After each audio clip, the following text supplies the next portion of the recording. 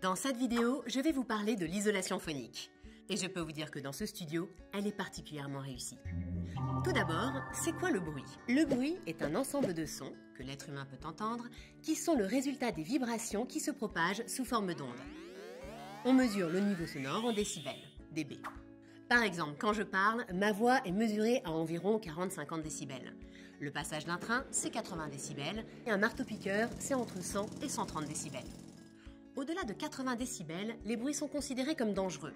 Au-delà de 100, ils sont douloureux. Mais il ne faut pas minimiser les bruits simplement fatigants ou gênants. Ils concernent votre quotidien. Quand vous êtes chez vous, vous souhaitez avoir un cadre reposant, calme, et pour cela, voici 4 grandes familles de bruits contre lesquels il est important de se protéger. Chacune de ces familles de bruits se propage via des vibrations sonores spécifiques, et il existe donc des solutions adaptées à chacune de ces familles. Premièrement, les bruits aériens extérieurs.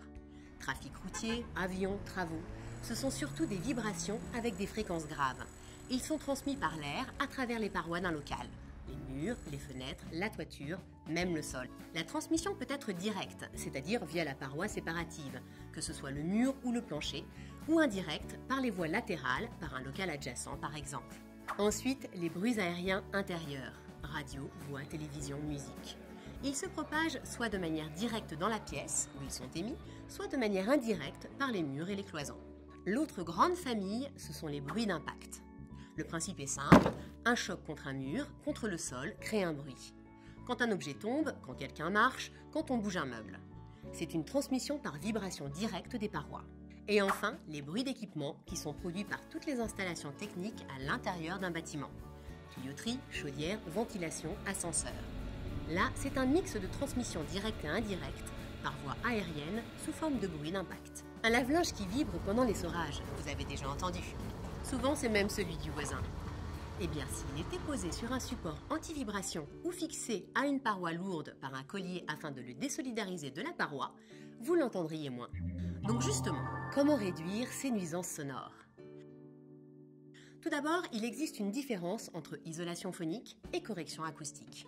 Ainsi, pour limiter l'écho, la réverbération des sons, au sein d'une pièce, d'une salle, on va procéder à une correction acoustique. On peut tout simplement rajouter des meubles, des rideaux, ce qui fait que, en fonction des matériaux qu'ils rencontrent, les sons vont être absorbés à certains endroits, détournés, et leur énergie va être affaiblie.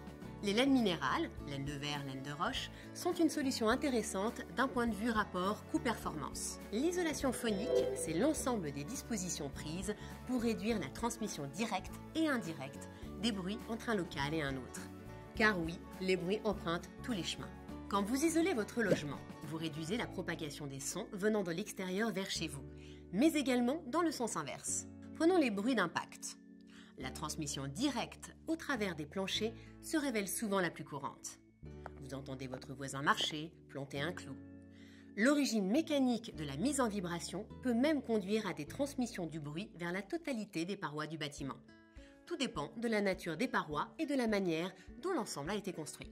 Vous avez déjà remarqué qu'une moquette, qu'un tapis ou certains revêtements de sol en plastique atténuaient ces bruits? Eh bien, c'est exactement le principe de l'isolation phonique que l'on peut encore améliorer. Vu que le principe de propagation du bruit réside dans la transmission d'une vibration, l'objectif pour être efficace est de mettre en œuvre des solutions d'isolation assurant une désolidarisation du revêtement qui reçoit le choc, comme le carrelage ou le plancher, et des parois structures, comme le plancher béton par exemple, afin d'interrompre la propagation de l'onde. Pour vulgariser, c'est placer entre le sol et la structure du bâtiment un matériau isolant. On peut mettre en place un plancher flottant ou une chape flottante coulée sur un isolant phonique. Un bruit d'impact peut aller directement de haut en bas, via le plancher, mais aussi indirectement en passant par les murs. Isoler le sol ne suffit donc pas. Afin d'éviter qu'un bruit partant d'un impact au sol ne se propage à l'horizontale via les murs, on doit ne laisser aucun point de contact entre le sol et la paroi murale. L'utilisation d'une bande résiliente à la jonction des deux surfaces peut aider.